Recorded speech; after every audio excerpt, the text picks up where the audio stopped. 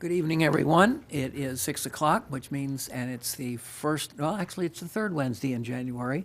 So this is the regularly scheduled meeting of the City of Beavercreek Planning Commission, first one of the year, first one of the decade. So without further ado, if our secretary would read the roll. Mr. Height. Here. Mr. Loftus is absent. Mrs. Schwartz. Here. Mr. Schrader. Here. Mr. Self. Here. First thing we need to do is move to excuse our missing member. Mr. Chair, I move to excuse Mr. Loftus. I second that. And we'll do that by general consensus. Thank you Right. very much. Agenda. Any staff, anything new on the agenda? Any additions, corrections, changes? We're good. Okay, I need a motion to approve the agenda as done. Mr. Chair, I move to approve the agenda. Thank you. Mr. Chair, I second. All right, and we'll do that by general consensus. Thank you very much. Minutes from the December meeting. Any additions, corrections, or changes? Are we good for that? Mr. Yes. Chair, I move to approve the meetings from the December 4th meeting.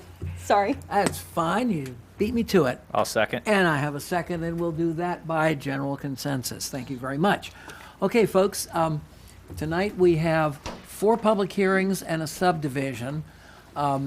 Since the public hearings are public, that means if you're here for some input, we'd love to hear from you. Just a few rules. First of all, we will have the presentation by the applicant. Then we'll have a staff presentation. Once that's done, we will open the floor to input from the public. You just need to come forward and state your name and address. I would ask if you would, please limit yourself to 3 minutes. So we're not here all night. Once everyone has had a chance to speak, and I would certainly encourage you to do so, then we will close the public hearing. The commissioners will discuss, and we will hopefully come to a decision. So with that, let's hear the first one. This is case number PC 20-2. It's an ASRA detailed site plan. It's on an application filed by John Roll, 3176 Kettering Boulevard, Dayton, Ohio, 45439. The applicant requests an administrative site plan review and approval in ASRA for 1.58 acres of land to construct a 1-story medical office building. The property is located on the west side of Darst Road, approximately 150 feet south of the intersection of Darst Road and Indian Ripple Road, further described as Book 3, page 10, parcel 169 on the Greene County Property Tax Atlas. Thank you. Just so you'll know, this is essentially across the street from the Speedway station and behind the convenience store that's across the street from the Speedway station. I presume we have someone here representing the applicant?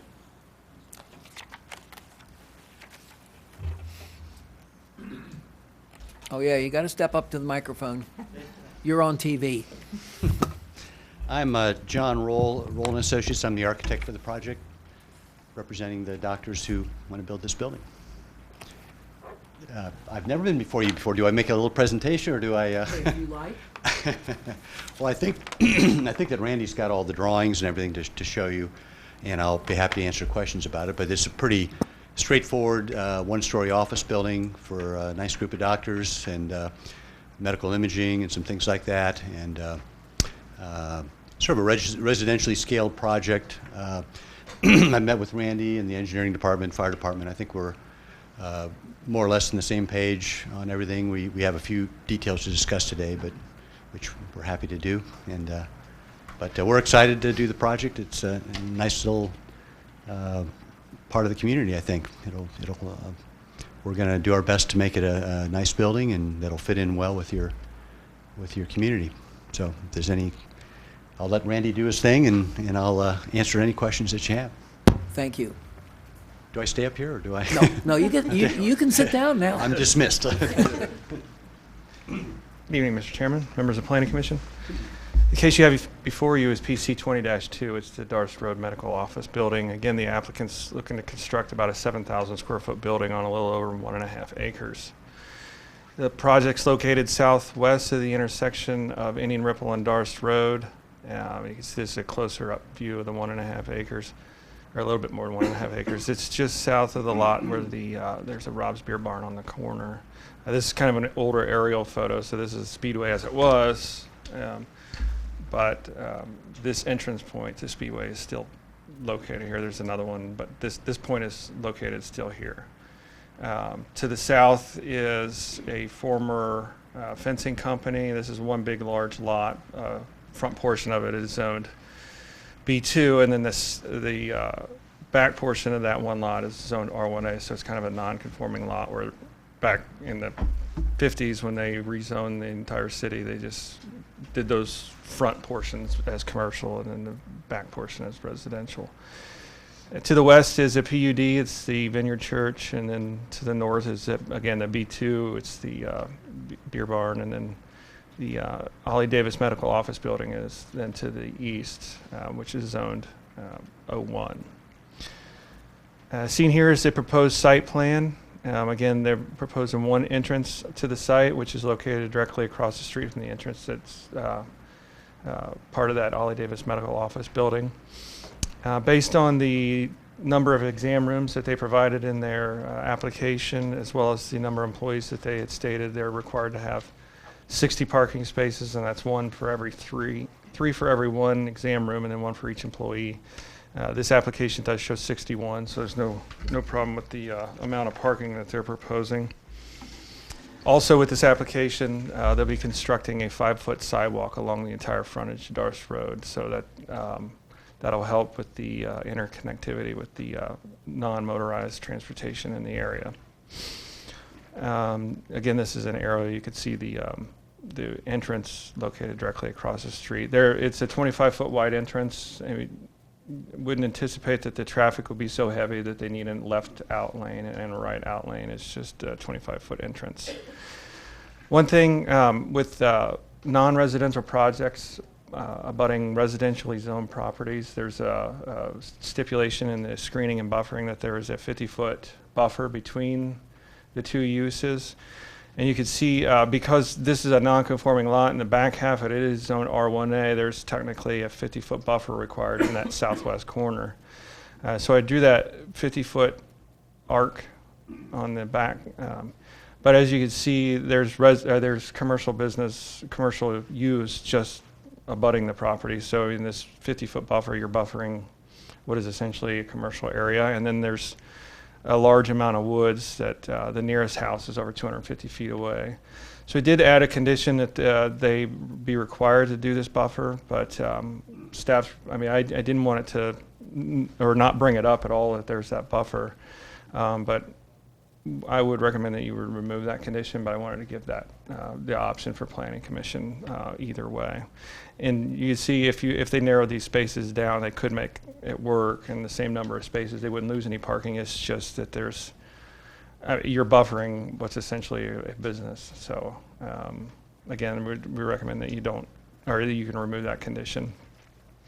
Also, because this parking lot doesn't loop and there's no secondary access, we did, as we've seen in other projects, we wanted to make sure that there's an adequate turnaround area. So we did add a striped parking space at this end. And again, if they reduce those down to 9-foot wide parking spots, they wouldn't lose any parking for that spot. So that is a condition in the proposed resolution as well. In terms of architectural elevations, they're proposing a single-story building with a pitched asphalt roof. The building is about 18 feet to the midpoint of that pitched roof, which is how we measure the height of buildings. Majority of the building will be a tan and a gray stone veneer, and then they have some wood paneling in the center and then some beige accent ephes features. Because of the pitched roof, they are showing exterior downspouts, which is typical. It'd be hard to have an interior downspout on a pitched roof. I don't even know if you can do that, but given that this is residentially characteristic, there's no problem with the exterior downspouts. This is another view. You can see that they did wrap these architectural features around all four sides of the building with the stone and the wood. In terms of the landscaping, they do show landscaping around the property. You can see there's existing woods here that they're proposing to maintain on the western end, as well as the northern end, but the stormwater detention pond's up to the north, and they haven't finalized the grading plans in terms of that. Usually doesn't happen until Planning Commission, City Council would approve it, and they fully engineer the site. And my suspicion is that when they do engineer that, they're going to have to remove some of this landscaping. So he did add a condition that if that's the case, then they'll have to supplement the final landscape plan with some additional landscaping to the north. I mean, it is a commercial business to the north, but we still want to make sure that they're adding the landscaping that's required by the zoning code. In terms of the lighting, they show light fixtures on the perimeter of the parking field. There's a condition that they be no more than 20 feet in height, and with all projects, they need to be full cutoff fixtures and not have light shining into the sky or upward. In terms of signage, they're showing one ground sign, but we didn't get any further details of that other than the proposed location. There's a condition that it be no more than 5 feet tall and have this a masonry base. It doesn't have to look exactly like that, but the idea is having a base and the wrap on the sides of having that masonry product, as well as 25 square feet per sign face, which is in scale to what this 7,000 square foot building at this size. There are 18 conditions in your resolution for your consideration. Staff does recommend approval of the applicant's request subject to those 18 conditions, and I'll be happy to answer any questions following the public hearing. Thank you. Thank you. Our usual excellent and comprehensive report. We're lucky to have a good staff like that. This is a public hearing, so if there are folks who would like to speak either in favor, against, or simply have comments or questions, don't be shy. Please step right up to the podium.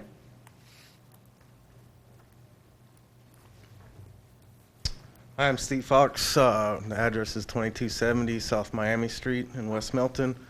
I'm the engineer on the project. I just wanted to let you guys know I can answer any questions if you have any. Great. Thank you very much. Boy, we got the architect and the engineer. We can't miss on that. Anyone else?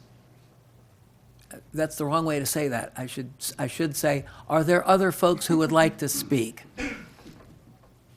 Last chance.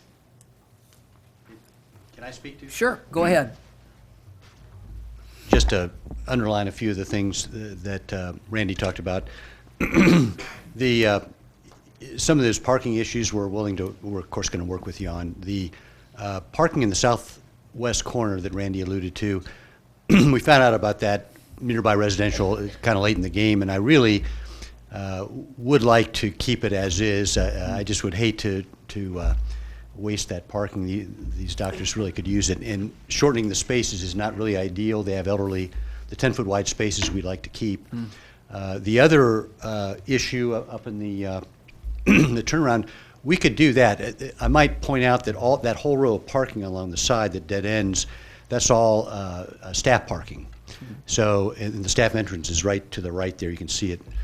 So we would probably have a sign saying staff parking only, and so we don't anticipate really the need for a turnaround there. However, if you felt strongly about it, we could do it. We don't mind the 9-foot wide spaces. We could shorten them down to 9-foot wide spaces or 9.5 or something if we really needed it. But again, that's something that we're quite willing to work with you on. Okay, thank you. Sure. Others? Okay, seeing none, I will close the public hearing and ask if there was any written input. No. No written input. Okay. Now, my fellow commissioners, I'll start to my right. Questions, comments? No, it seems pretty straightforward. I don't have any further questions. Okay. Ms. Tiffany? Staff, I do have one question.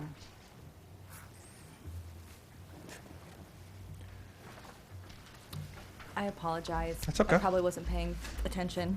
Exhibit B, where we're adjusting the parking, why are we adjusting that parking again? Are we talking about this exhibit B? Yeah. Yeah, in the that- zoning code, there's a table of buffers between residential and Oh, so non-residential. that would only go into place if we were not to remove the additional condition that you had discussed? I added a condition that be, the buffer be there, but I'm suggesting that you remove it, but I just didn't want to, Tracking. Got it, I didn't okay. want I was to paying ignore attention the then. issue completely. Just wanted to make sure. Thank you. Mr. Roll, I do have one question for you, please. I know there was concern, how many doctors are going to be in the facility? There are 4 doctors that would typically be working there. And just a normal, everyday, 8 to 5 practice? Yes, it is. Okay. That's all the questions I have. Okay. Thank you, sir. Staff, sorry to bring back up, just one more quick one, since you just sat down. We do that on purpose, you know. Get your steps in. So in Exhibit C, the turnaround spot, you're suggesting they squeeze those down to 9-foot spaces, yeah? Yeah, that way, I mean, there's no adjustment of the curb that they're proposing, and there's no interference with the dumpster enclosure. So given that they require 60 space, they have 61, can they just remove the spot and leave them as 10-foot? They could, I mean, Theoretically. I know that they want to maintain, I mean, parking is valuable to them. Okay. I mean, 60 is the minimum, and I So wouldn't there- have a problem with that. I mean, we do 9-foot spaces most everywhere. Okay. Just checking. Thanks. That's all, sir. Don't sit down. See, I caught him before he could. I see what you're trying to do on that corner, and I tend to agree with it. Somebody's gonna back into that dumpster, trying to get out of that last place. No, not the 50. Oh, the other one. corner. There you Okay. go. Somebody's gonna back into that dumpster, trying to get out of that parking place. So I see what you're trying to do. I'm not sure we need to make it a full parking space width, but if we leave it up to the engineer to have maybe 6 or 7 feet of clearance between the last parking space and the front of the dumpster, that should be enough. If somebody can't back out with that, then they shouldn't be driving. So, No comment on that. I'm sorry? Yeah, I mean, that would be up to the, Right. Engineer and the design. Yeah, I see what we're trying to do there, and I'm fully agreeing with it. In fact, I made a note before I saw that, because it's a little tight. So I think if we rework that, leave it up to the engineer to take part of that last space out. Right. That way they can have a little bit wider parking spaces. sure. Now, my second question is, I'm sure this meets the percentage of pervious surface. Yes. Okay, what about if they put that addition on? It's gonna be tight. I mean, typically, when you see those areas, Mm-hmm. they don't use the whole thing, and we would evaluate that at the time Okay. of the. But as it is because now, it's making the 25%. as of right now, Okay. yeah, there's a large area out front. All right, good. That's all I had. Thank you. I got one more. Yes. Second helping, go ahead. So I just wanted to, so the way it's written on number 18, condition number 18, really that it's 9-foot wide spot, so if somebody would get stuck back there and all the spots are filled with employees, you can turn around and not have to back up all the way down. Back all the way into the, Right, so that's down the whole more drive aisle. reasoning behind, Right. okay, And, yep. yep, gotcha, thank you. Okay, fire away. I have one more question too. Mr. Fox, not for you, sorry, Randy. Mr. Roll, I'm sorry. I apologize. I do have a question. So in regards to that parking spot, understand your preference would be just to leave it as a parking spot? Or Yeah. what is your preference, I guess? The preference would be to leave it as a parking spot so that we increase there's less of a chance of somebody having to back out if there's a parking spot there, if there's an additional parking spot. I might point out that the dumpster is, the open gates there kind of are a little deceptive, but the face of the gates actually is 6 foot back of that parking space. We do have a little backup area for somebody that would park in that space. However, if the staff or or you guys felt strongly about it, we probably would make not just that final row of spaces 9 foot, but maybe the entire area of the row of staff parking, 9'5" or 9'6" or something, and we could space it all out and do that. If that's so, because the 10-foot wide spaces are not nearly as important for the staff as they are for the rest. Right, understood. Thank you. Okay, thanks. Any other second helpings? Okay, if we're finished discussing, I need a motion, and we want to consider both Exhibit B, if you want to eliminate that, and I think it's number 18? 17. 17, okay. And then we might want to do something with 18 to fix that. Yes, sir. Oh, I was just coming up Oh. to scratch out number 17 if that's Okay. so, if the planning commission so chooses. Okay, well, Should we make a I left motion my- to remove before we? I would do two motions. One to remove number, to be gypsy 17. cleaner, remove number 17, if that's the consensus. Yeah, Mr. Chair, I move to remove condition number 17 in regards to the 50-foot buffer. okay, I'll second. I have a second, and we'll just do a voice vote on that. All in favor, aye? Aye. Aye. Opposed, same sign. Okay. So much for number 17. Now, do you want to make any changes to 18? Do you want to leave it where we're taking out the entire 10-foot space, or take out half of that and they'll give them a little more room to rejigger the parking lot lines? The exhibit didn't show any numbers on, I mean, I didn't show any specific widths on it, so I mean, it gives us flexibility if you want to leave it the same. I Okay. mean, it doesn't Okay. specifically say 9 feet, but if they find we need, Okay. that way we're not tied to exact width or anything. Gentlemen, Ms. Akers? All right with it? I'm fine with it. I'm sorry. Haven't gotten used to her married name yet.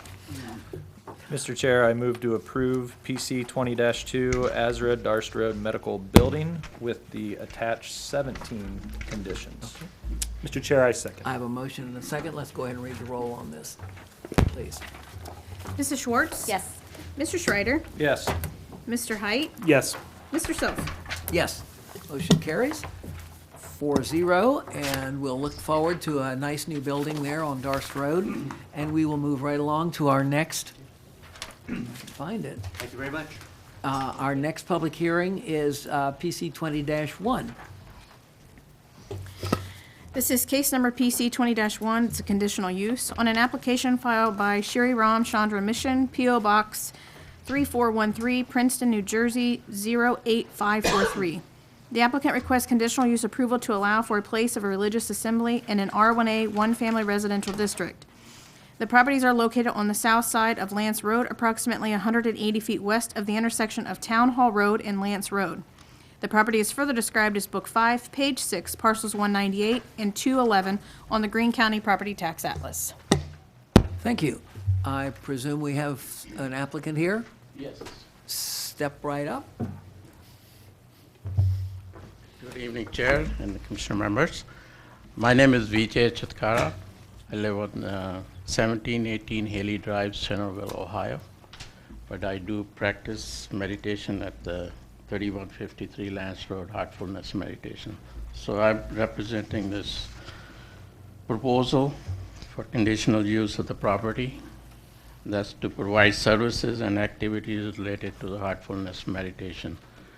As you know, we already have a Heartfulness Meditation Center on 3153, which is right next to this property that we are proposing to buy. And these services, meditation services, include individual and group meditation sessions, and sometimes we have trainings that people come from outside. This Beavercreek Center is the regional, Midwest Regional Center. We get people from West Virginia, Kentucky, Indiana, and Pittsburgh. So this is considered a regional, Midwest Regional Center. So we get some people from other places for training. So we conduct training workshops for the trainees. And this property will augment the services that we are providing at the 3153 Lance Road location. So we've been providing services to this community since 2001, and it's been really helpful to the local community and the neighboring communities, and everybody appreciates our services. We don't have any issues with any neighborhood or anything like that. So we have been good citizens. It's good for the economy of the Beavercreek. We get people from the outside of Beavercreek area, and they stay here in the hotels and use restaurants. So we do provide some economic benefit to the Beavercreek also. So I request for you to approve this conditional use. Thank you. Thank you very much.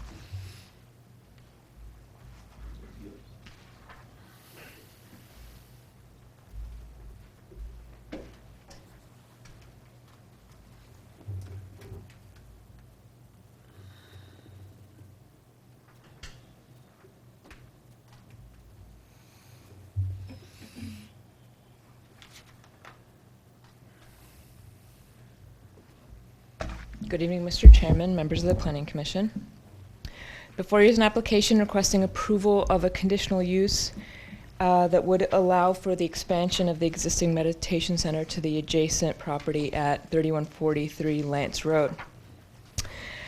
So as previously stated, the property is currently zoned R1A, one family residential, and within the zoning code, places of religious assembly are permitted within R1A, one family residential zoning district. So the property is highlighted in yellow. This property is R1A. All of the adjacent properties are also located within R1A, one family residential districts. The actual meditation center is also located within R1A, and then you have a residential plan unit development to the east of this proposed property. So the 1.7 acre parcel at 3143 Lance Road currently contains one single family home. It's approximately 1,680 square feet. It's about 45 feet from this eastern property line. So this small parcel here is actually also owned by the same property owners. Just for some reason it was split off at some point, but it is part of that. So this is actually the property line that separates these properties from these. As far as the actual meditation center goes, there is currently a 4,170 square foot center on the western side of the property. Then you have a 30 by 40 foot accessory structure over in this area. And the center currently is used a couple of times a week for meditation, and then they have 3 or 4 large gatherings throughout the year. As the applicant stated, it's kind of a regional gathering place for meditation. So the property has been used, as the applicant stated, since 2001, and we don't have any previous documented complaints on file from the surrounding properties. So in discussing it with the applicant, the primary use of the smaller property, the smaller home, is for smaller gatherings and small meetings. So when they're not using the larger property, when it's too big of a space, they would use the smaller one. At this time, they have no intentions of changing anything on the property. The driveway that's there probably holds about 5 cars. We discussed with the applicant that if there was a need for more parking, that they are considering building a path from the existing parking lot on the main property to the house if they do find that's necessary. We did add a couple of conditions of approval to protect the surrounding neighborhood, so we would not allow any outside speakers. And then also, if they do propose any changes to the property, whether it's architectural or parking or anything like that, they will need to come to the Planning Development Department for review, and then at that point we would decide if it's something substantial enough that would need to come back to the Planning Commission for a decision if they decided to expand the building or expand the parking or anything like that. So we did add a condition for that as well. Also, they are permitted ground signage within an R1A district. For a conditional use, they would be allowed 24 square feet per sign face and 4 feet total in height. And staff is recommending approval with those 4 conditions in the attached resolution. And if you have any questions, I can answer those following the public hearing. Thank you. You answered most of my questions already. This is a public hearing, so I will now open this to anyone who wishes to speak one way or another, or just ask questions. Can I use a laser pointer? You have to teach them how to use it. So it's just this red button at the top, and then you just point it. Okay, Harold Lewis, 1423 Town Hall. I live Well, that's my house right there. Okay. And I don't know, you were on the planning commission years ago when they were gonna put condos in there. And there's a real drainage problem. I'm all for this, don't get me wrong, these are really good neighbors. My concern is any work up here that it slopes this way and it slopes this way, and there's a creek there and it enters a tile right there. Anything that increases the water runoff in the future really has to be looked at, because there's been times when water has actually flowed across the yard here over Town Hall and flooded houses across the road. That's my only concern. I'm all for it. They're great neighbors. But in the future, anything up here that increases the water flow really has to be looked at. And I'm sure it will be. They're good neighbors. Thank you. And they kept a tree to keep the owl up. And we're all in Gets fa- me up every morning. we're all in favor of owls in the community. Night owls and otherwise. Other speakers? Yes, sir. Do I need to provide a copy of this to Melissa? Do you keep the copies? Okay, very good. Hi, Roy Hale from 3128 Lance, and I live just across the street. Just a little bit to the left. That's Mr. Dorson's property, and my property is just to the right of that. Anyway, you can see that I'm a prime person to see all the traffic and to see everything that's going on. So let me say right up front, I'm all in favor of this project if and only if you folks here in the Voting Planning Commission will vote to make some safety changes that the city has to do. Okay, and I have enumerated those on this sheet of paper right here. Number one, right where I live and right where Mr. Dorson lives, the property that the city owns right there north of the center line and everything drops off pretty drastically. It goes down to about 3 feet below roadway level. And over on the south side of Lance Road there, it drops off to maybe 12 inches, 8 inches, 12 inches, somewhere in that range. So, as I have lived there since 1990, I have become very concerned with the traffic pattern that comes across here. And since these are good neighbors, and they might have people with kids or something else right there in that other house, you can imagine my horror if any of those kids were killed or if there was a tremendous car wreck or something like that. Luckily, the fire hydrant is at the corner of my property, right directly across the street, to put out flaming wrecks. I hope that never happens. But as you can see, I have put on the bottom of the page right here the speeds that I note. And again, I am not a traffic person. I don't have a radar detector or anything like that. I go strictly by the laws of physics. I can stand on my porch out there, and I've noted the telephone poles right there by the one long driveway, and the other telephone pole is just at the corner, a little bit to the corner of the Mr. Schaup's residence. He was my best friend, by the way, so I sure hated to lose him over a year ago. Anyway, I have just done 1,001, 1,002, on those vehicles as they go by, and you can see that I have clocked any of them from 60 to 80 to 25, taking 6.5 seconds. And I just want to impress upon you that without some speed bumps on there is nothing that's going to slow those people down. And I'm talking about the people who are in business doing yards, even the buses, school buses from Beavercreek High School, they're doing 45 down through there. So it's not patrolled at all, except when the police are getting a item on the ballot. Okay, I'll try to wind it up real quick, Mike. Please.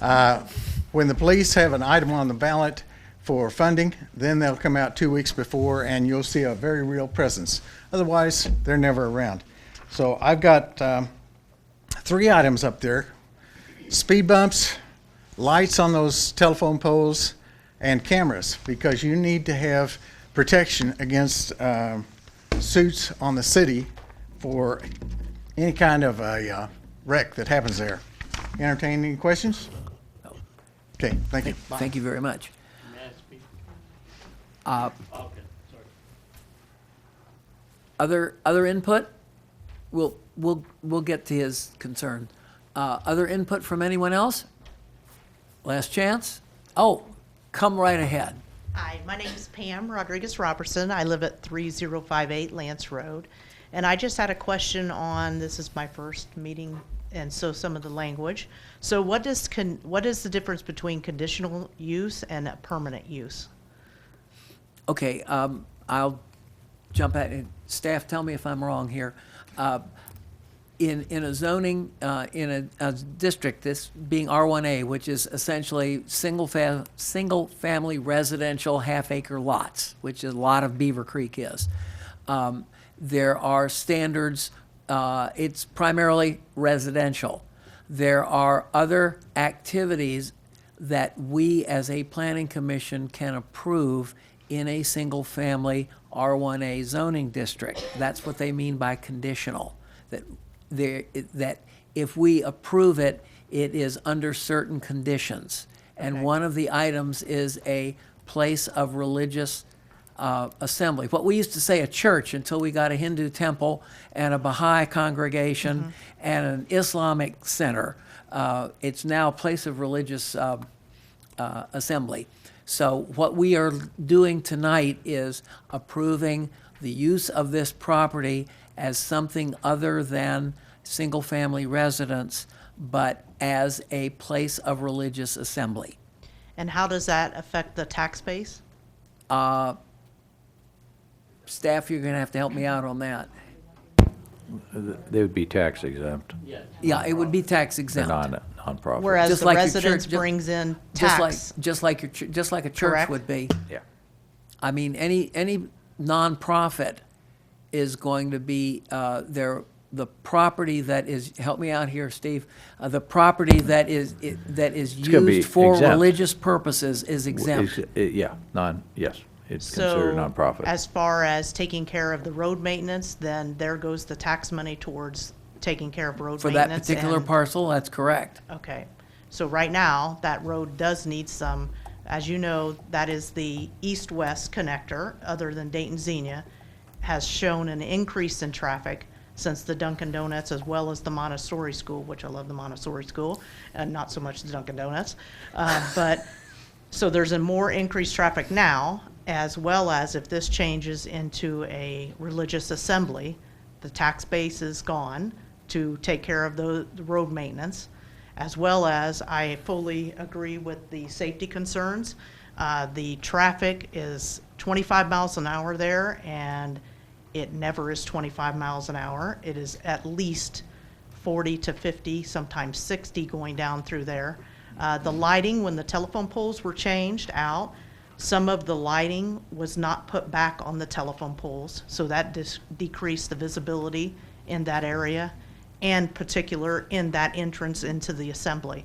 So I would ask that those be addressed as well, the safety issues, the lighting issues, and how are we going to take care, without doing levies, the road maintenance with the increase of this changing from a residential area that provides tax money to take care of that to a religious assembly. Thank you. Okay, thank you. Other comments, questions, et cetera?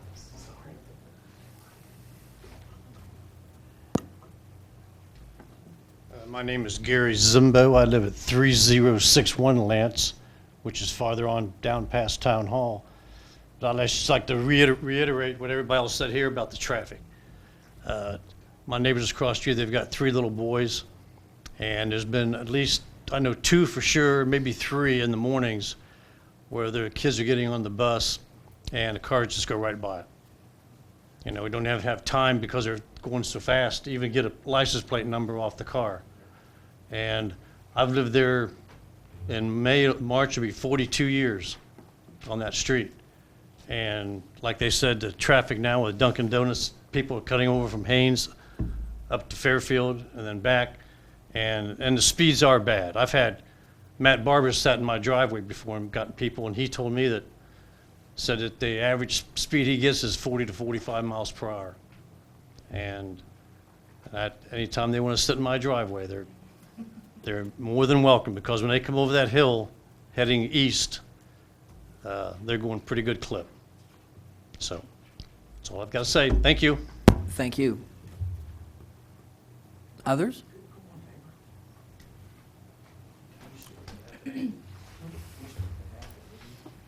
Good evening, everyone. I live at 3173 Lands, which is adjacent to it. And I'm also caretaker of the property. I don't have any objection to it. Also, even though we are registered as religious, but we are non-denominational, we have folks from all religions background. Could you state your name, sir? Puneet Kumar is my full name. Thank you. Yep.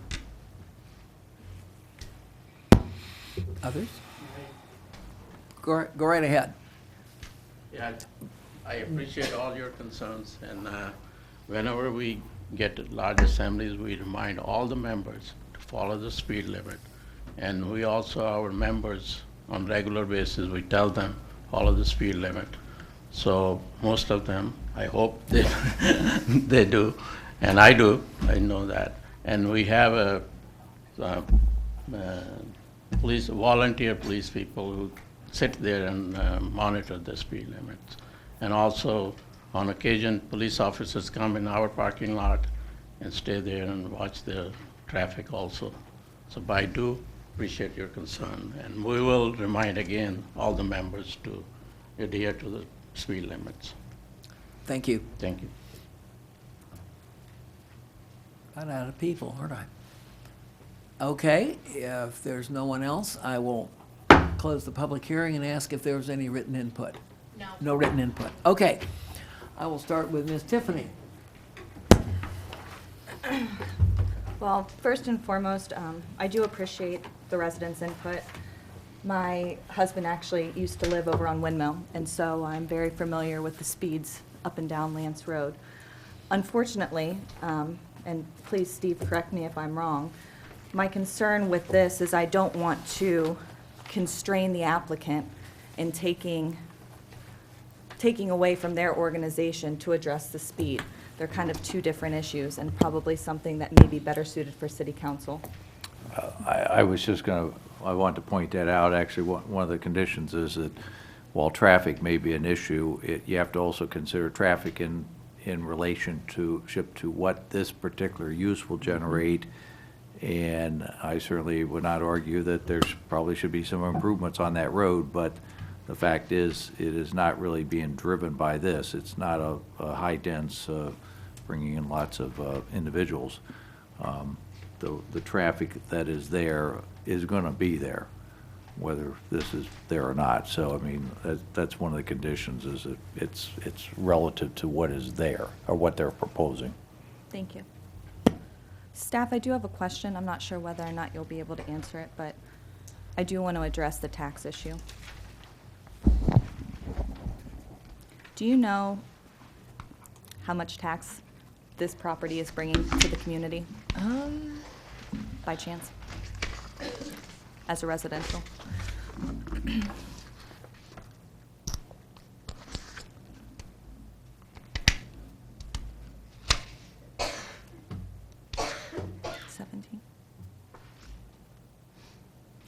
I don't. Yeah, I don't have that information with me. Go ahead, Melissa. According to the records on Greene County GIS, it shows that the taxes total is $4,429.54 per year. And in that tax distribution, do you know how the city distributes that? Is the tax that's coming from that property alone solely for that residential area, or is all of the tax collected in the city of Beavercreek and then distributed as a need, on a need basis based upon all of the streets and conditions? That 4,400 is actually for it's the entire county. So the city of Beavercreek is a smaller portion, is a percentage of that Okay. 4,000. So that 4,400 does not go Yeah. in its entirety to the city of Beavercreek. Yes. I That's believe correct. it's Correct. 14 Yes, or 15%. so that's what I wanted to correct for the record, because that is That's for green. everything. That is a and Green County tax. The largest percentage is the school district. Yes. Okay. And then there's some other taxes, but the city's percentage, millage-wise, is much It's smaller. very small. Okay. Yeah. That's all the questions I have. Thank you.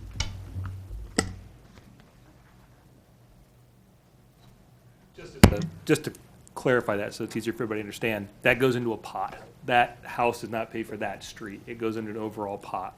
And that pot is used for road repairs throughout the city of Beavercreek. Is that correct?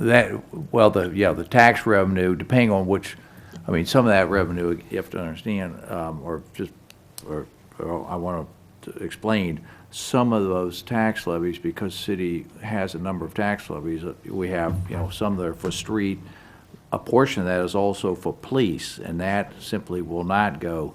Then within it, the city also gets some millage that is not really, that's within the 10 mil provision that would also be included in there, and it's a much smaller amount. So some is general revenue, but primarily, yes, some will be for street, but a good significant portion of the portion we get, which is going to be a fraction of the total, would also be designated police, and clearly that has to be used for that purpose only. So just really quickly, the breakdown for the city of Beavercreek of that taxes is $750. So just to alleviate the concern of Ms. Rodriguez-Robinson, that house, the removal of the taxes from that house does not directly affect her street. It affects the city as a whole. That $750 That's absolutely does correct. not affect Lance Road. No, It affects no, all no. roads. No, those equally as taxes, proportioned. those taxes can be used, Correct. depending on their purpose, anywhere in the city. You're correct. Appreciate it. Other than that, no questions. Okay, I just have one for staff. Just have one for staff. So could you explain for me again, if there was any improvements to this lot, and there was more water runoff or things of that sort, how does that work again with leaving it Yes. better than it was? Yeah, so if the applicant came to us and said, okay, we want to make our parking lot bigger, they would have to not only go through our approval process, but also our engineering department's approval process, probably require some sort of stormwater detention to contain that water.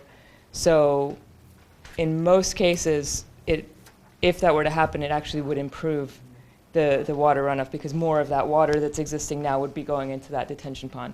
So what it is that when you have development, you can't make any of the stormwater issues any worse. And in the majority of the cases, it alleviates most of the issues. But right now, they're leaving everything as is. They have no plans to expand anything at this time. All right, thank you. That's it. Chandra, don't sit down. Just a quick question, and also to foot stomp what you just said. It's been my experience over the years that when a property develops, it usually ends up solving drainage problems that had been existing for years and years, because we've got a very good engineering staff, and they're going to make sure that there will be no additional runoff, and usually what happens is it improves the situation. So, and I'm sure our applicant knows that if they add so much as some parking spaces, they're still going to have to come to staff to and get that through our engineer. My question was, do we normally require a lot combination or recombination on a situation like this, particularly with that looks like a flag lot driveway to me. And there seems to be one on the other side too. It does, yes. Maybe that's what it was at some point. We don't see the need to require that they be combined, so we didn't add that as a condition. Okay. If that's something they would like to do in the future, they can do that. They may want to keep it separate in case they want to sell it later and not have to take it apart. But in this case, we don't we don't see the need to require that it be combined with. Well, since they're not making any changes Exactly. to the existing parcel and wouldn't be able to without going through y'all at that point, you might want to suggest that. But, okay, Absolutely. just wanted to clear that up in my own mind. Great, thank you very much. One more. Yes, Not second for- helpings. Actually, it's for Mr. McHugh. I guess we've had citizens come with a concern today, and so I want to make sure that those concerns are addressed. Where would be the best place for them to direct those concerns in relation to the speed up and down Lance, besides the With police respect to department? those, I would suggest probably contacting the city manager's office. Okay.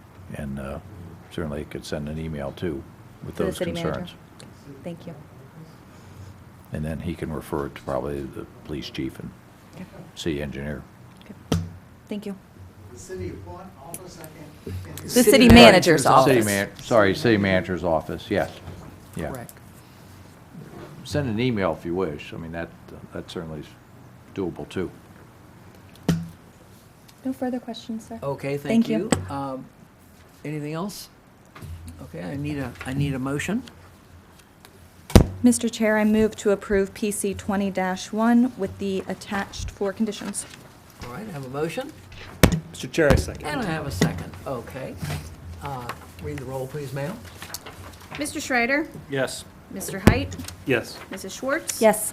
Mr. Self. Yes, motion carries 4-0, and we're looking forward to your somewhat expansion anyway. Thank you. Okay, we have a third public hearing, and this is an amendment to PUD 19-1, the IH Credit Union. This is case number PUD 19-1, Amendment 12 of 19, on an application filed by Chuck Springmeyer, 3233 Newmark Drive, Miamisburg, Ohio, 45342.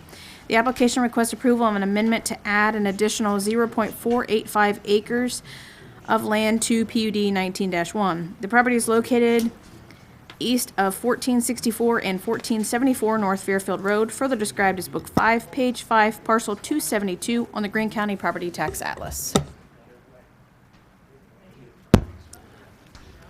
I take it we have an applicant, do we have an applicant here? Yes, I knew we would. Hi, I'm Rick Anesta with Danish Construction. We've been hired by the credit union to build the facility for them on Fairfield Road. I'm going to let Randy do most of the speaking here, but I just wanted to introduce myself. We look forward to building the property. We're familiar with the area. We're right down the road on Swain Medical Center, doing a big addition right there. I went to St. Luke's School. I'm very familiar with the area, actually, so we're excited to enhance this property here. So if you have any questions, I'd be happy to answer them. Thank you. Thanks.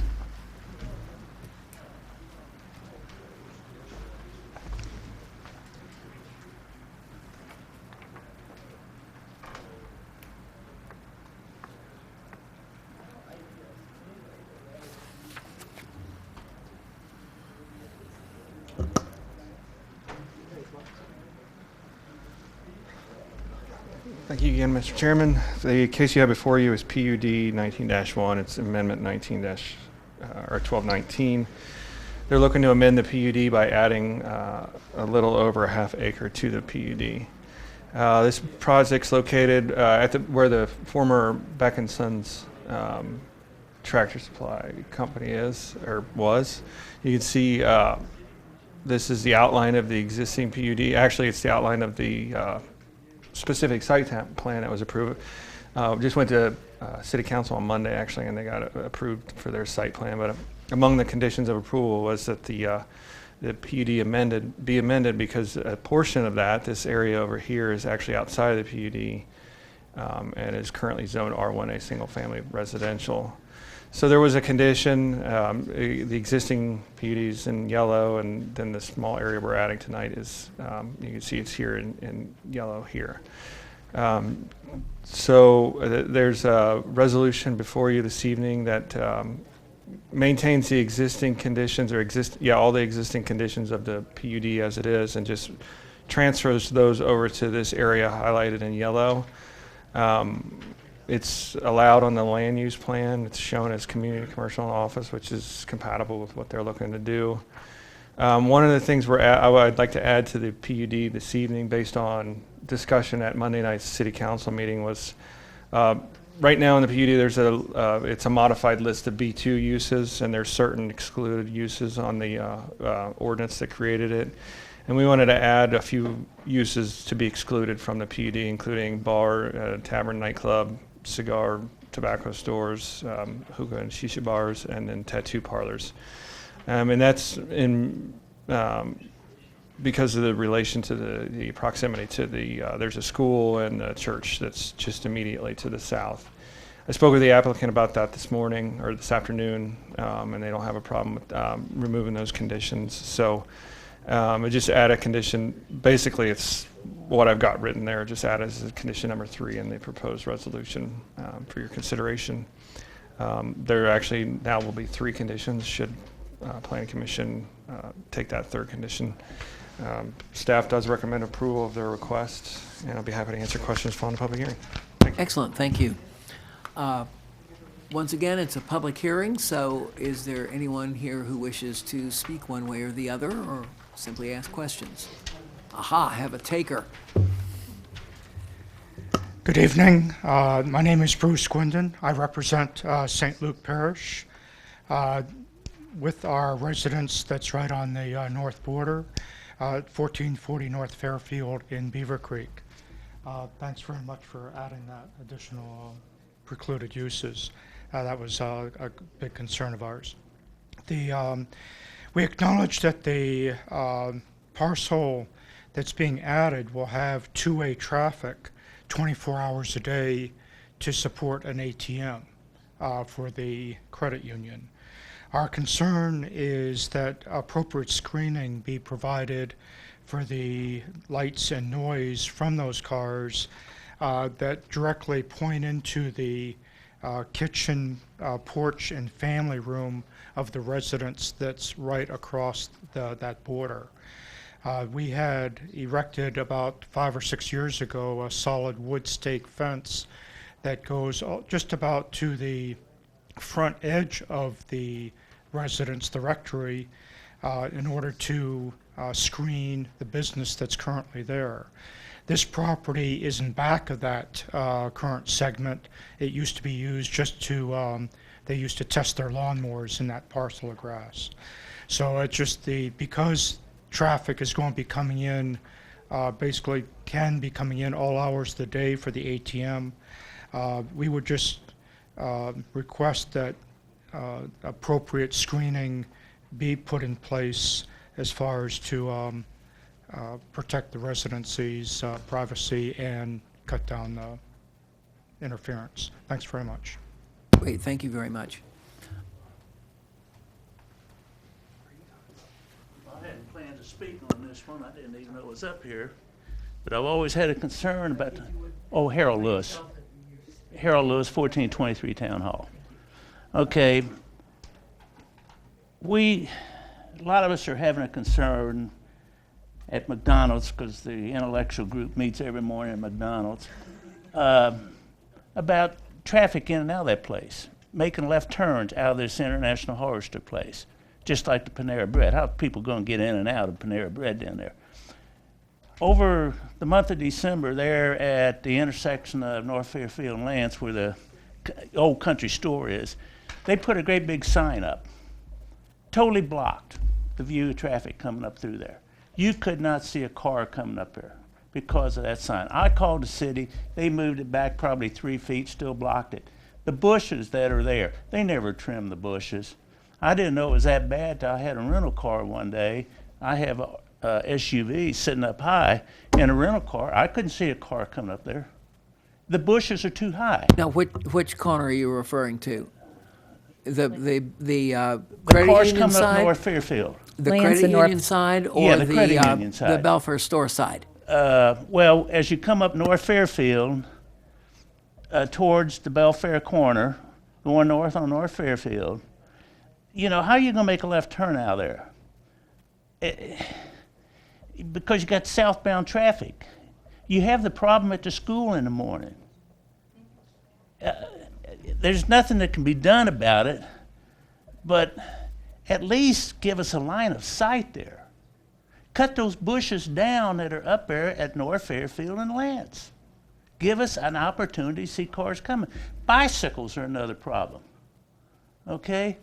But people coming out of there trying to make a left, that's going to be, there's going to be accidents there.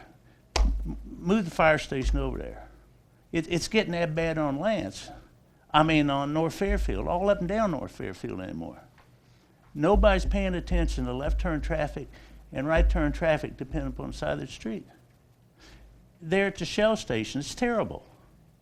There should be no left turn at all out of the Shell station. None whatsoever. And the only ticket I've ever had in my life was in the city of Dayton, crossing a double yellow line, turning into a gas station. Okay, I didn't know that you couldn't cross a double yellow line and make a left turn. You cannot cross a double yellow line to make a left turn. Yet, we allow it. There at the Shell station. That's a dangerous intersection.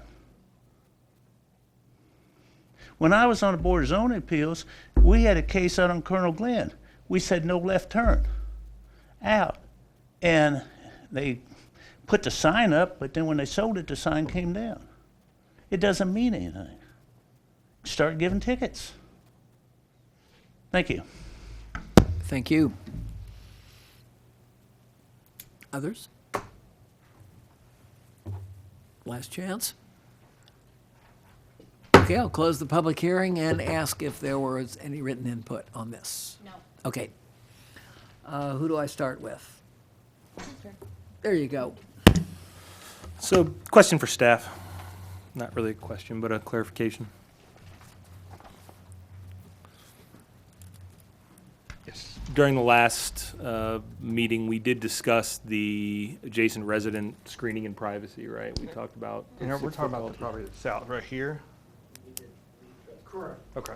Yeah, when this was approved, the landscape plan, when the site plan was approved, we included a row of evergreen trees along the southern property line. Just wanted to make sure I remember that correctly. Mm-hmm. Otherwise, no questions. Okay. There are questions? So for staff here, the way this is laid out right now, it's utilizing that rear entry exit way, right? Right. If I mean, it's all it's approved already the way there. it sits now. So anybody that doesn't feel comfortable turning left has that other option to be able to reduce, all that congestion's right on North Fairfield Road. They can utilize the back entrance. It'd be up to the user how they exit the site. Absolutely. They just have options, right? Mm-hmm. Okay.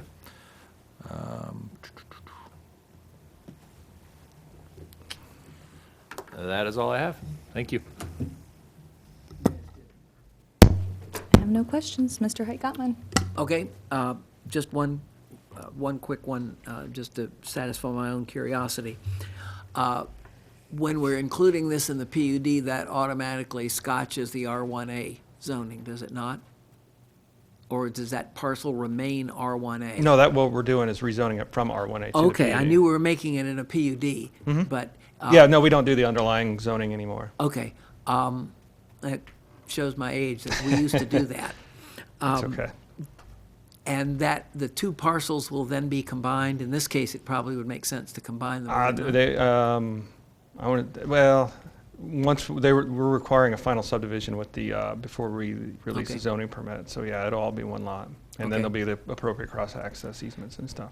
And I do agree with our speakers that trying to make a left turn out of Beck's was really sporty, and there was no way out the back. So this will definitely be an improvement.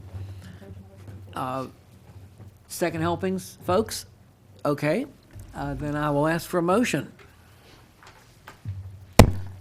Hey, Randy, can you please put that language back up on the screen?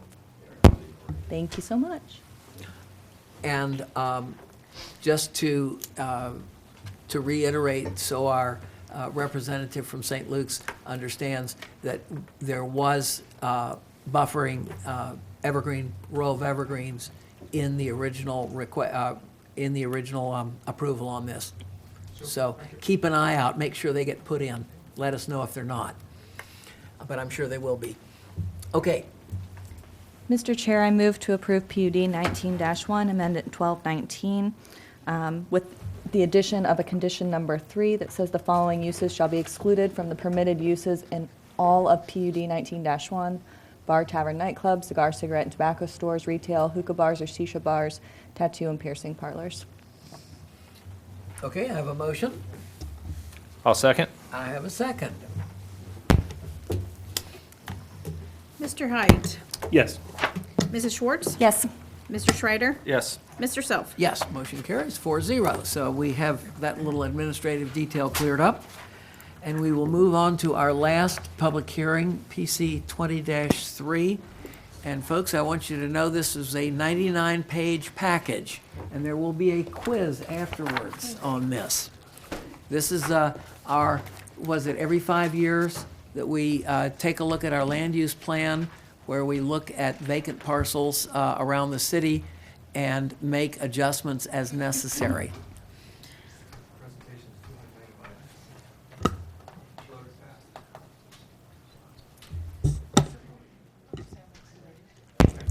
This is case number PC 20-3 for the purpose of reviewing an update to the land use plan.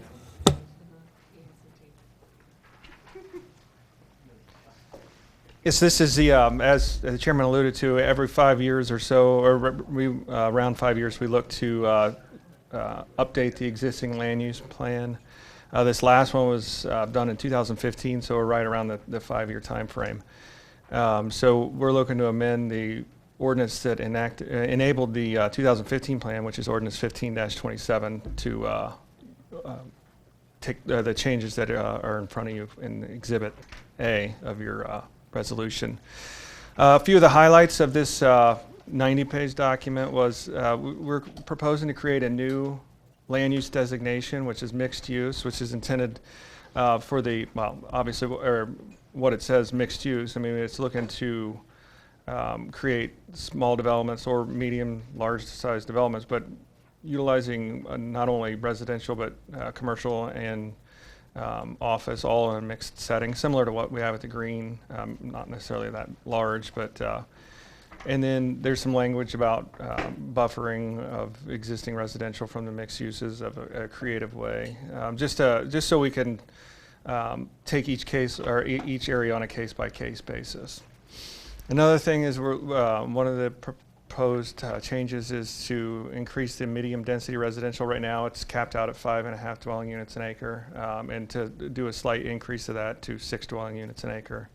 And that's so we can get more, or areas where there's more on the medium density residential, obviously, so we can get more of a higher density and cluster development and stuff like that.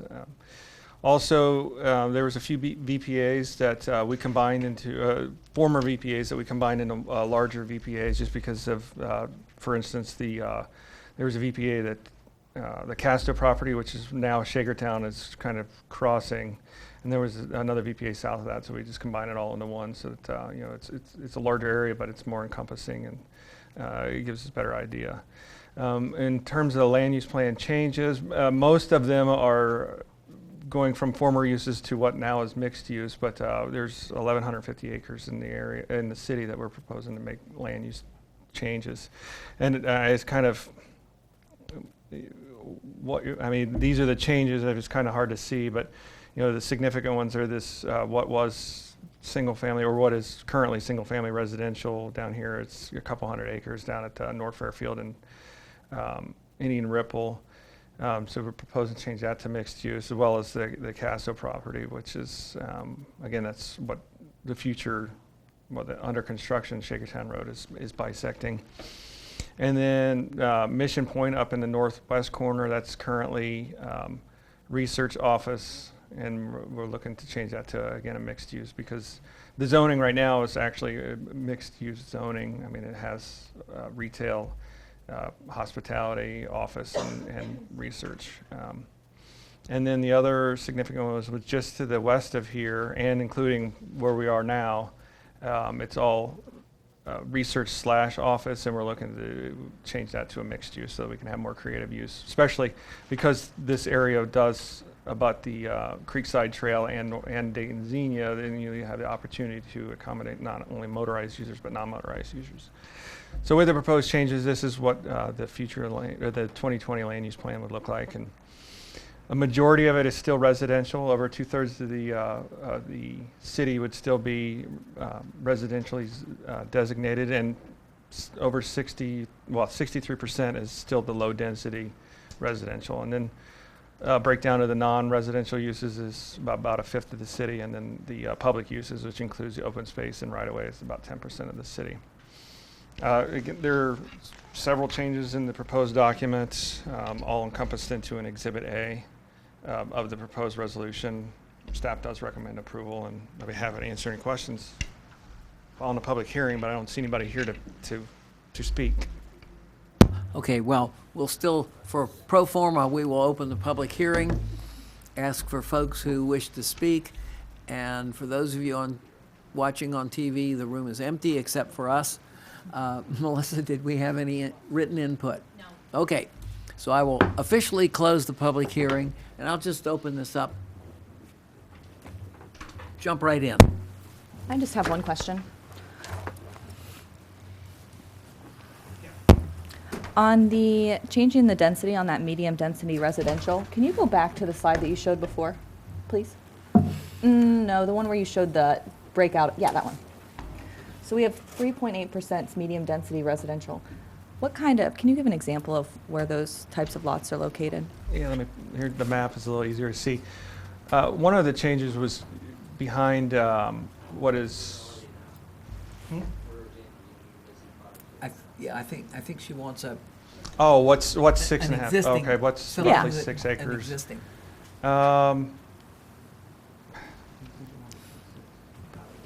Would that okay, be? yeah, down 2 years ago when the Cottages of Beavercreek down on County Line Road was approved, that's around 6 acres or 6 units an acre. I mean, what was the reasoning or the thought process behind increasing the dwelling units per acre? I mean, that's so we could get cluster development in smaller and more condensed locations, and then maintain the low density residential at the perimeter. It's a separation of uses. I mean, it's just, again, so that we can, the market's tending towards smaller lot, larger houses, and so, we're looking to keep up with that. We'll offer opportunities. I mean, obviously, if it's medium density, they don't have to go medium density, but and it's only would. But and it's only 3.8% of the. It's a small percentage of the city, right? Perfect. Thank you.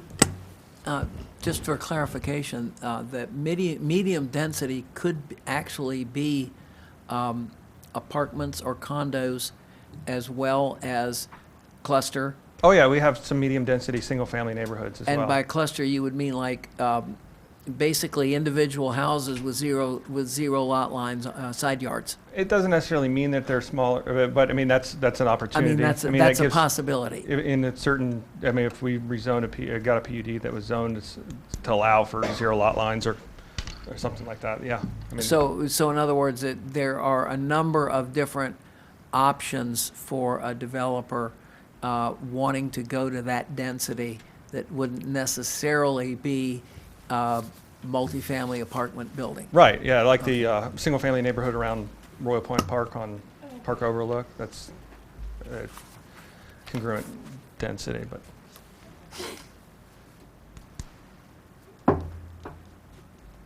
So when it comes to that, upper left-hand corner there, the Colonel Glenn planning zone that you're taking from research and development, high office, or office high-tech manufacturing, you're bringing that to mixed use, but you're not getting rid of that coding. That coding's still going to exist. The zoning on it would still be as it is. And the same 2 low-density residential at the Durbin property and then off of Factory. Right, yeah, we're not changing it. It's more of a guide. Should somebody come in or we meet with developers and say, what does the city envision there? That gives us a starting point. We're not changing the existing zoning. That would still need to go through this body and planning or city council. No, I was just looking back. One of the main arguments is to clarify and reduce the number of, where are those reductions? You're removing what, two coatings? You mean, in terms of the vacant plan area? Yeah, as far as the legend goes, the descriptors. Oh, what categories I'm removing? Correct. We separated, there was a public open space and private open space, and really that, you don't want to designate something open space private, because if they want to sell, then they wouldn't be able to rezone it to anything other than, like, one was Walnut Grove. I mean, I would never anticipate that ever changing, but should they want to sell right now, they wouldn't be able to rezone it to anything other than a golf course. I mean, they couldn't rezone it. So we want to give that opportunity. Same thing with the YMCA, or the former YMCA. It was zoned open space public or private, and they really didn't afford them opportunity if anything other than what they had. So we eliminated that. There was also a use category that was a combination of office and research, and well, that's still there, not the office research. It was medium density residential and office, and so we eliminated that mixed, and because we have the mixed use, I mean that's covered under mixed use. So we're trying to reduce the number of categories because it makes the map a lot clearer, a lot easier a lot less busy.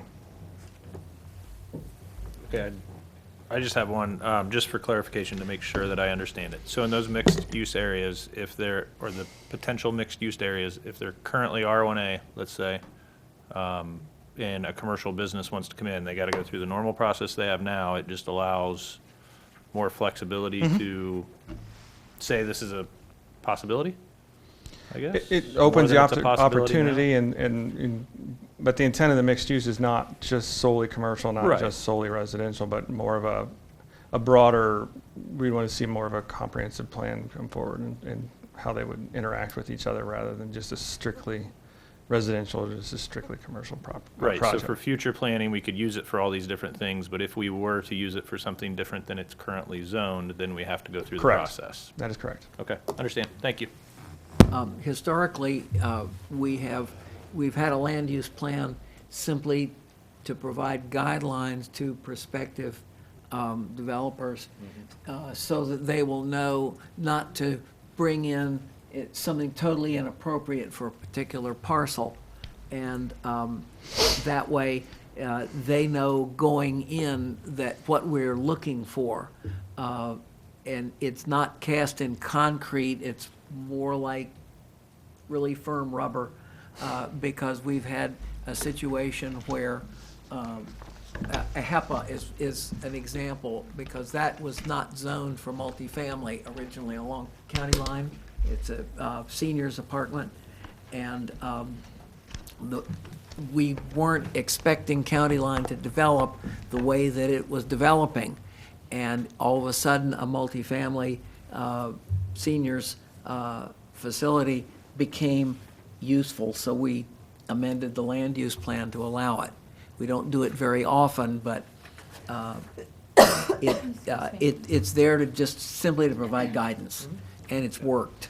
Before we had the land use plan, we were getting all sorts of strange requests, and we didn't have anything that would say, well, here's what our land use plan calls for. You're going to have trouble getting something through that doesn't go according to the land use plan. So that's just the history on it. Okay, folks, further questions on this? Y'all, the staff, you did a super job on this. I actually did read the whole thing. Thank you. And it is very comprehensive. It'll hold us well for the next 5 years. Good. And those VPAs are shrinking, though. They are. In 1990, there were 93 of them, and we're what, 33 now? 30, yeah, I think 33, 32, 33, somewhere around there. So, but we'll be very careful with what's left. Right. Okay, further questions, or do I get a motion? Mr. Chair, I move to approve PC 20-3. Okay, I have a motion, I'll second. and I have a second. And we'll read the roll on this. Mrs. Schwartz? Yes. Mr. Schrader? Yes. Mr. Height? Yes. Mr. Self? Yes, motion carries 4-0. Super job, staff, really appreciate it. We're good for another 5 years, I hope. And our final item tonight is a subdivision, S20-1. This is Phase 2 of the Cottages of Beavercreek. Thank you, Mr. Chairman. The applicant is requesting approval of a replat of Lot 48 of the Cottages of Beavercreek, which is approximately 7.58 acres. As you all are aware, the property was rezoned in 2016 to allow for the residential plan unit development that is the Cottages of Beavercreek. So phase 1 was recorded in 2017 and was lots 1 through 47. Lot 48 is this back lot here, and that now is being proposed to be that final phase of the Cottages of Beavercreek, which would be lots 50 through 87, which would be the actual, each condo would be its own separate lot, and then you have lot 88, which is common area, and lot 49, which is the back lot, which was dedicated as parkland. We routed this out to all area agencies. They all recommended approval or approval with conditions. There is just one item that we wanted to add that the Randy from the fire department actually pointed out to us, and that is that this water easement back here at Terrace Drive, there actually needs to be it needs to be an emergency access easement as well, which was part of the original specific site plan. There's supposed to be an emergency access at Quill and at Terrace, and that is not shown on here. So we would just add condition number 4, which would simply state an emergency access and maintenance easement shall be shown at Terrace Drive. And then when that does come through, obviously it would have to be built to engineering and fire department standards and to meet the conditions of the original specific site plan approval. Based on that, staff is recommending approval with the 3 conditions plus the 1 additional condition. And if you have any questions, I can answer those now. Thank you. Before I ask for questions, just to make things legal, at the time we heard this originally, I was managing a property in Cinnamon Ridge that abutted the original part of this. I no longer, that abutted that parcel. I no longer manage that parcel. And I recuse myself, but I no longer manage that particular unit. I do manage one further down, but that's already built. It's in the section that's built. The very first unit. It's in the very first unit of Cinnamon Ridge. How many feet approximately? Got to be at least 500. I think you're probably fine. Okay, just want to make sure. Okay, I will just simply open this one up too. Anyone? Well, I do have one, and that when we originally approved this, we left the tree. If you could put up the aerial photo, the trees on the southwest, those right. Those are still required to stay in place, correct? Yes, everything that was approved in the original specific site plan has to remain as is. So when they come in for their actual permits, we go back to the specific site plan Okay. and make sure that Okay. they're meeting all of the requirements. And the emergency access is off that street? Yes, it's off this one. Just want to make sure. Yeah, they already have the one up here Right. in that first phase. Yep. Excellent. Okay, thank you very much. Does that engender any questions from y'all? Okay. Are we good?